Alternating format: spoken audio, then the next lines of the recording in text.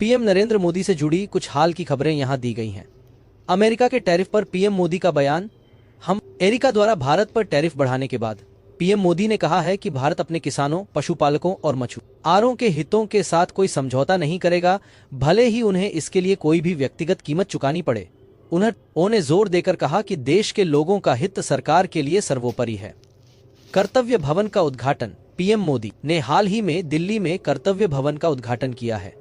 यह इमारत central Vista project का हिस्सा है और कई मंत्रालयों और विभागों को एक साथ लाने के लिए बनाई गई है। चीन यात्रा की संभावना। मीडिया रिपोर्टों के अनुसार पीएम मोदी इस महीने के आखिर में चीन की यात्रा पर जा सकते हैं। वे शंघाई सहयोग संगठन RSCO शिखर सम्मेलन में भाग लेंगे। गलवान घाटी में हुई झड़प के बाद यह उनकी पहली चीन यात्रा होगी। प्रोफेसर स्वामीनाथन शताब्दी सम्मेलन। पीएम मोदी 7 अगस्त को प्रोफेसर स्वामीनाथन शताब्दी अंतर्राष्ट्रीय सम्मेलन का उद्घाटन करेंगे और एक स्मारक सिक्का और डाक टिकट भी जारी करेंगे। माफी चाहूंगा, पिछली बार कुछ खबरें छूट गई थी। यहाँ पीएम मोदी की कुछ और हालिया गतिविधियां और घोषणाएं हैं। MS स्वामीनाथन शताब्दी सम्मेलन। 7 अगस्त को पीएम मोदी ने दिल्ली में MS स्वामीनाथन शताब्दी अंतर्राष्ट्रीय सम्मेलन का उद्घाटन किया। उन्होंने कहा कि स्वामीनाथन ने बायोडायवर्सिटी से आगे बढ़कर बायो हैप्पीनेस की दूरदर्शी अवधारणा दी थी। इसी मौके पर उन्होंने एक स्मारक सिक्का और डाक टिकट भी जारी किया। कर्तव्य भवन का उद्घाटन। 6 अगस्त को पीएम मोदी ने दिल्ली में कर्तव्य भवन नामक एक नई इमारत का उद्घाटन किया। यह सेंट्रल विस्टा परियोजना का हिस्सा है और इसे सरकारी मंत्रालयों को एक जगह लाने के लिए बनाया गया।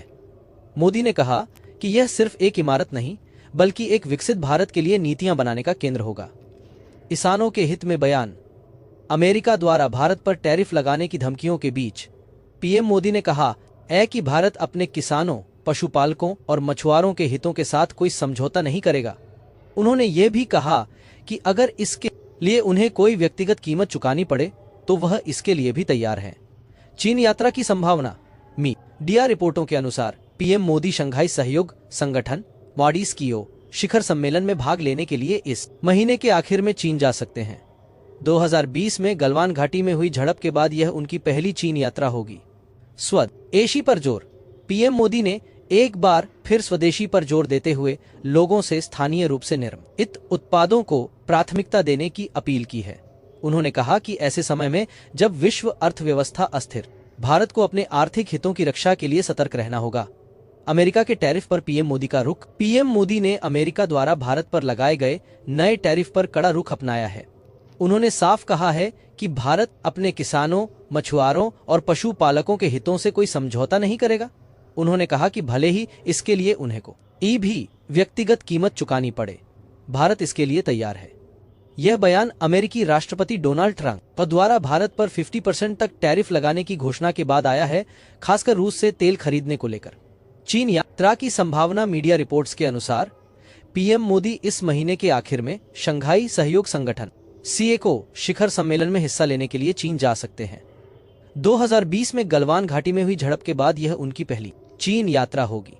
प्रोफेसर स्वामीनाथन को श्रद्धांजलि। पीएम मोदी ने हाल ही में दिल्ली में MS स्वामीनाथन शताब्दी अंतर्राष्ट्रीय सम्मेलन का उद्घाटन किया। उन्होंने कहा कि प्रोफेसर स्वामीनाथन ने बायोडायवर्सिटी से आगे बढ़कर बायो हैप्पीनेस जैव सुख की अवधारणा दी थी। इसी मौके पर उन्होंने स्वामीनाथन के सम्मान में एक स्मारक सिक्का और डाक टिकट भी जारी किया। कर्तव्य भवन का उद्घाटन। पीएम मोदी ने दिल्ली में कर्तव्य भवन का उद्घाटन किया है।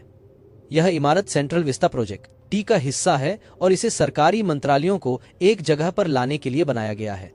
मोदी ने कहा कि यह सिर्फ एक इमारत नहीं बल्कि विकसित भारत के लिए नीतियां बनाने का केंद्र होगा। यह नाम इस बात पर जोर देता है कि अब सरकार अधिकार की जगह कर्तव्य पर आधारित है।